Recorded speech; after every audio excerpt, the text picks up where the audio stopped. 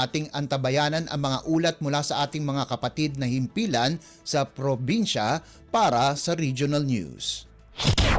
Balita mula sa lalawigan sa bawat rehiyon ng ating bayan. Dito sa Ang Pilipinas Ngayon.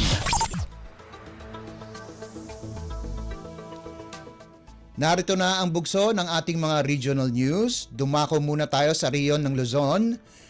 Ayambang LGU ipapatupad ang mga hakbang para sa pagtitipid ng enerhiya sa susunod na taon. Narito ang buong balita na ihatid sa atin ni Sara Cayabyab mula sa RP Dagupan. Akagetarya ipatunton na lokal na gobyerno'y bayambang Jadluyag Pangasinan, umpisa no balon taon so sari kurang tanlay pian makatipid ed konsumoy enerhiya. Pinantutungtungan iya na sari departamento unong ed say direktiba nen Mayor Niniao Sequiambao yaget man na ipatunton ed balay so say akapasilong ed sa Republic Act 11285 o say Energy Efficiency and Conservation Act. Akabatan niya akapasilong ed sayan lay so tatawagan na Government Energy Management Program yagagan ganan so sari lokal na gobyerno ya ipatunton so target daya makatipid ed sa konsumo na enerhiya hanggang 10%. Akapasilong madjaya no pagamantutungtong so sari miyembro na Local Energy Efficiency and Conservation Council pian makabo iraptan ipatunton so sari Local Energy Efficiency and Conservation Plan ng 2025-2027. Kabyangan iya na sa pananap na pondo para ed sa 2025 EEC projects tan arumniran programa. Manlalapodagupan City, Sara Cayabyab para ed Radyo Pilipinas World Service. Balita mula sa lalawigan sa bawat rehiyon ng ating bayan. Dito sa Ang Pilipinas Ngayon. Inyong napakinggan ang ulat ni Sara Cayabyab mula sa RP Dagupan. Dakuin naman natin ang tabuk. Bureau of Fire Protection Kalinga sinisiguro ang kahandaan ng mga kawani nito sa pagresponde sa anumang insidente sa gitna ng selebrasyon ng holiday season. Ang kabuang ulat ihahatid sa atin ni Amelia Bumatnong ng RP Tabuk. Siguro po iti Bureau of Fire Protection Kalinga kinda duma fire station si probinsya a full force iti bureau ken nakasagana dagiti BFP personnel nga agresponde iti inyaman nga emergency ken ang toward incidents bayat iti selebrasyon iti holiday season. Sigun kini BFP Kalinga Information Officer FO1 Lisel Grail Bali, opisyal nga indeklara iti BFP Kalinga iti Code Red Alert status da manipot iti December 23, 2024 nga aglipas into January 1, 2025. The Red Alert status ti indikasyon ang nakasagana ken naka-standby dagiti BFP personnel at tumulong kinagresponde sa anlaang ang panggap iti puor no dikat iti daduma pay nga insidente kastama ta sigsiguruan iti ahensya iti fire truck visibility kadagiti lugar a kanayon a pagdadagupan iti tattao kabayatan na imawag iti BFP Kalinga ti publiko nga ipakaamo adagos no adda iti fire incidents uno nyaman nga emergency babaon iti emergency hotline numbers ti ahensya tapno napaspaspas iti panagresponde ti sabali abangir impakaamo ni Bali ana dumaduma nga aktibidades iti patpatungpal ti BFP apasat iti Oplan Paalala Iwas Paputok Program 2024. Manipod DZRK Tabuk, Amelia Bumatnong, Radyo Pilipinas, World Service. Balita mula sa lalawigan sa bawat rehiyon ng ating bayan. Dito sa Ang Pilipinas Ngayon. Inyong napakinggan ang ulat ni Amelia Bumatnong mula sa RP Tabuk. Dumako naman tayo sa Agoo, mga tobacco farmers sa La Union nakatanggap ng mga alagang kambing bilang insentibo. Ang detalye ng balita ihati sa atin ni Glenda Sarak. Nag-ikot ang team ng Provincial Government of La Union o PGLU sa 20 bayan sa La Union para sa outreach program na tinatawag na Paskuhang Bayan. Sa pangunguna ni La Union Governor Raffy Ortega David na ilapit sa lahat ng bayan sa lalawigan ang iba't ibang serbisyo mula sa pamahalaang panlalawigan. Ayon sa gobernadora, ito ay isa sa pamamaraan ng pamahalaang panlalawigan upang maiparamdam sa mga mamamayan ang diwa ng Pasko sa mismong lugar ng mga ito na hindi na nila kailangang pumunta pa sa Kapitolyo. Maliban sa mga serbisyo, nagdaos din ng mga palaro at raffle ang PGLU at nabigyan ng mga regalo ang mga napiling indigenous peoples, persons with disabilities at mga senior citizens. Labis na ikanatuwa ng team ng PGLU na kahapon Desyembre 23 ay natapos nang mapuntahan ang lahat ng bayan sa lalawigan upang makapaghatid ng aginaldo na siyang diwa ng Pasko. Manipod Agoo, La Union, Grilanda Bakungan, Sarak, para ita Radyo Pilipinas World Service. Balita mula sa lalawigan sa bawat rehiyon ng ating bayan. Dito sa Ang Pilipinas Ngayon. Inyong napakinggan ng ulat ni Glenda Sarak mula sa Agoo. Puntahan naman natin ang Lucena. Lukban Sampaloc Road sa Quezon Province hindi pa rin madaanan dahil sa bitak na dulot ng pag-uulan. Pakinggan ang kabuuan ng ulat na ihatid sa atin ni Carmi Isles mula sa Lucena. Nakikiusap ang MDRRMO ng Sampaloc, Quezon sa mga motorista na huwag nang magpilit dumaan at makalampas sa nabitak na kalsada sa Barangay Bayongon, Sampaloc, Tulukban Road. Sa panayam ng Radyo Pilipinas Lucena kay MDRRM Officer Roselier Alzola, sinabi niyang passable naman sa tao ang naturang kalsada, ngunit hindi sa anumang uri ng sasakyan kahit nasa motor. Pinapayuhan ang mga sasakyang papasok sa bayan ng Sampaloc na gamitin ang access road sa Tayabas at Mauban. Para naman sa commuters, sumasakay ng jeep na biyaheng Lukban to Bayongon ang mga pasahero, lalakarin ang bahaging nabitak at saka muling sasakay ng jeep na biyaheng Bayongon papuntang Kabayanan. Dahil dead end ang Sampaloc, hindi naman nagdulot ng mabigat na trapiko ang pagsasara ng kalsada sa Bayongon. Base naman sa abiso ng DPWH, hihintayin munang gumanda ang lagay ng panahon bago simulan ang pagsasaayos ng kalsada. Wala namang naitalang aksidente sa pagbitak ng lupa at bahagyang landslide na naganap sa kalapit barangay na Bataan. Nakikitang sanhin ito ang halos isang buwan na pag-ulan sa bahagi ng Sampaloc. Mula sa RP Lucena, ito si Carmi Isles para sa Radyo Pilipinas World Service. Balita mula sa lalawigan sa bawat rehiyon ng ating bayan. Dito sa Ang Pilipinas Ngayon. Inyong napakinggan ng ulat ni Carmi Isles mula sa Lucena. Pumunta naman tayo sa rehiyon ng Kabisayaan. Isang miyembro ng Communist Terrorist Group sa Samar nagbalik loob na sa pamahalaan. Narito si Charmaine Perito para sa detalye ng balita. Voluntaryo nga bumalik sa pilo sang gobyerno ano sa nga miyembro sa Communist Terrorist Group CTG. Siya nagsurrender sa 802nd Maneuver Company Regional Mobile Force Battalion 8 sa Barangay Canticum, Calbiga, Samar. Ano sabi nga pagsurrender resulta san manilampuson nga panawagan og paningkamot san mga personahe sa 802nd Maneuver Company kaupod ang 2nd Samar Provincial Mobile Force Company ngan Pinabakdaw Municipal Police Station. Dagmit naman nga nakakarubat bulig pinansyal og food packs tikang sa mga kapulisan ang nasabi nga surrenderi. Siya naman ang aaday na sa kustodiya sa 802nd Maneuver Company para sa facilitation sa iya posibleng enrollment sa programa sa gobyerno nga Enhanced Comprehensive Local Integration Program ECLIP.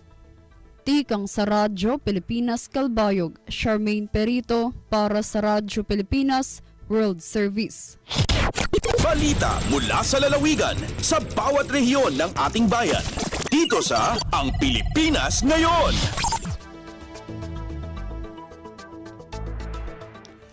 Inyong napakinggan ang ulat ni Charmaine Perito mula sa RP Kalbayog. Dumako naman tayo sa Sogod. Libreng bakuna kontra trangkaso ngayong holiday season iniaalok sa isang rural health unit sa Southern Leyte. Ang kabuang ulat ihahatid sa atin ni Ruel Bugnos mula sa RP Sogod. Ipinapalam ng Rural Health Unit ng Bayan ng Malitbog, Southern Leyte na sa kasalukuyan ay inaanok nila ang libreng flu vaccine. Ayon sa RH Malitbog, maaring makinabang sa bakunang ito ang mga senior citizens, persons with disabilities o PWD, buntis, matanda at bata na may comorbidities at yung mga merong chronic disease. Mahalagang malaman ang flu vaccine ay makakatulong na mabawasan ang panganib ng trangkaso. Pinapababa rin ito ang panganib na magkasakit ng malubha mula sa trangkaso at kailangang manatili sa ospital o mamatay dahil sa trangkaso. Sinimula na ang pagbabakuna kahapon, December 26 at magpapatuloy ito ngayong araw. Meron ding flu vaccination sa January 2 at 3 sa susunod na taon. Kaya naman ngayong holiday season ay hinihikayat ng RHU ang lahat ng mga malitbugano na magpabakuna para sa masaya at malusog na pagsalubong ng bagong taon. Balita gikan sa Southern Leyte, Roel Bugnos, Radyo Pilipinas. Balita mula sa lalawigan sa bawat rehiyon ng ating bayan. Dito sa Ang Pilipinas Ngayon. Inyong napakinggan ng ulat ni Roel Bugnos mula sa RP Sogod. Puntahan naman natin ang Mindanao. Cagayan de Oro LGU nagsagawa ng sorpresang inspeksyon sa mga tindahan ng paputok sa lungsod. Ang detalye ng balita ay hati sa atin ni Ryan Carbon. Bilang paghahanda sa darating na bagong taon at para masiguro na ang lahat ay ligtas sa disgrasya, tiniyak ng Regulatory Compliance Board o RCB Inspectorate Team na ligtas sa mga delikadong paputok sa Cagayan de Oro ang mga pinapayagang fireworks display. Ito ay matapos magsagawa ng investigasyon ang grupo bilang bahagi na kanilang gawain na mabigyan ng kaligtasan ng mga mamamayan laban sa mga iligal na paputok sa pagdiriwang ng Pasko at pagsalubong sa bagong taon. Iilan sa mga alituntunin ng LGU para sa pagbebenta ng mga paputok at pyrotechnics ay ang mga sumusunod. Disyembre 20 hanggang 31 ang magiging autorisadong panahon ng pagbebenta sa mga lokasyon lamang ng Paseo de Oro. Tanging ang produkto ng Chada at Lincoln Fireworks ang pinapayagan para sa mga mall display. Bawal ang online transactions ng pyrotechnics at firecrackers. Bawal ang boga at kukumpiskahin ng mga ito. Bawal mag-transact ng firecrackers, pyrotechnics ang mga minor de edad. Magtatalaga ng lokasyon ng bawat barangay kung saan ang mga paputok, pyrotechnics ay autorisadong gamitin o ipakita. Ang mga may-ari ng regular na business permit ay hindi pinapayagang magtinda o magbenta ng mga pyrotechnics at paputok. Gikan sa RP1 Cagayan de Oro, Ryan Carbon para sa Radyo Pilipinas. Balita mula sa lalawigan sa bawat rehiyon ng ating bayan. Dito sa Ang Pilipinas Ngayon. Inyong napakinggan ang ulat ni Ryan Carbon mula sa RP Cagayan de Oro at mula naman sa Tandag, Surigao del Sur Provincial Health Office may payo sa publiko para sa malusog at ligtas na pagdiriwang ng Pasko at Bagong Taon. Ang detalye ng balita ay hatid sa atin ni Nerissa Espinosa. Naghatag og pipila ka mga health tips ang Provincial Health Office sa Surigao del Sur diha sa publiko nining panahon sa Kapaskuhan nga ubay-ubay ang parties og nagkadaiya ang pagkaon. Sa pagpakiginabi sa Radyo Pilipinas Tandag kang Dr. Gerard Montes Claros, Assistant Provincial Health Officer, gipamahayag niya nga importante paghihapon ang pagbaton og mayong panglawas pinagi sa pagkontrolar sa pagkaon, ilabi na ang mga matamis, maparat ug mataba nga mga pagkaon. Apil na ang makaulubog ng mga ilimnon. Kung malisod ang pagkontrolar, gisugyot ni Dr. Montes Claros nga mag-exercise matag adlaw sulod sa 30 minutos aron mas mulig-on pa ang resistensya.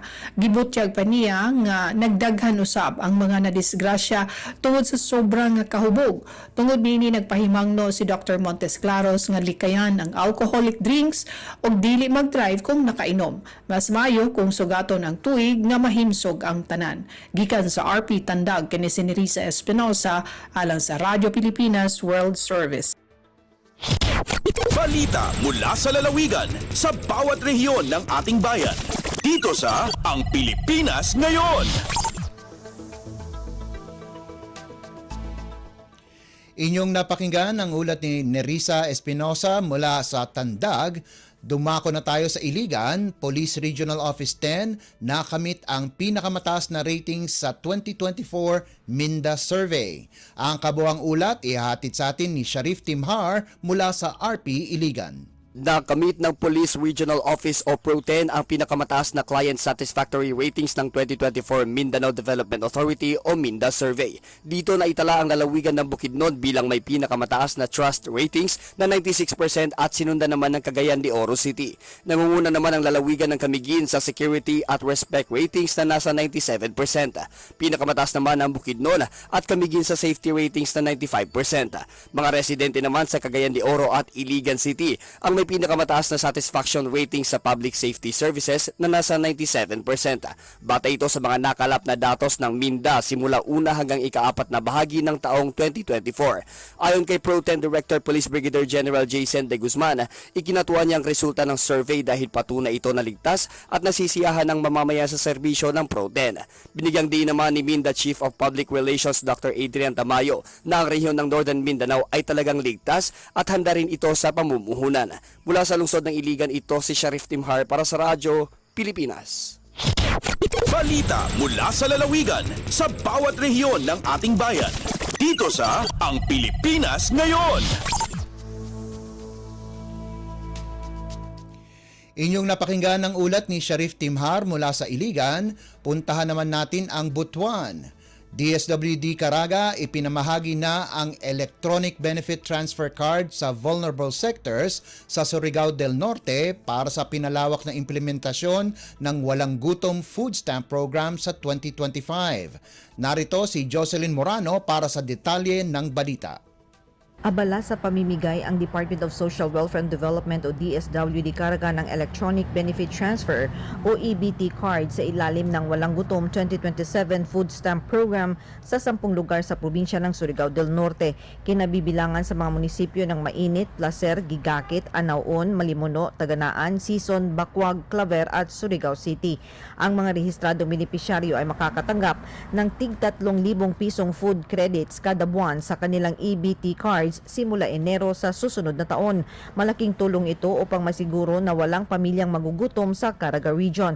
Ayon sa ahensya, kasali na rito ang karagdagang eligible beneficiaries tulad ng senior citizens, persons with disabilities o mga PWDs, pati na mga solo parents. Patuloy na nagsusumikap ang DSWD Caraga upang marami ang kwalipikadong benepisyaryo na magkaroon ng access sa masustansyang pagkain, hakbang tungo sa pag-improve ng food security at nutrition sa mga vulnerable households sa rehiyong Caraga. Nanukad sa Dakbayan sa Butuan, Jocelyn Morano, Radyo Pilipinas. Balita mula sa lalawigan sa bawat rehiyon ng ating bayan. Dito sa Ang Pilipinas Ngayon. Inyong napakinggan ng ulat ni Jocelyn Morano mula sa RP Butuan at mula naman sa Hulo, Mobile Service ng Professional Regulation Commission 9 muling aarangkada sa Sulu. Ang detalye ng balita ihahatid sa atin ni Eloisa Mohamad. Papaano magbalik si Professional Regulation Commission at PRC Regional Office 9 in mobile service nila rin di halupa so kapit siya kawan tagulos in December at taon duwa ngay kawan tagupat.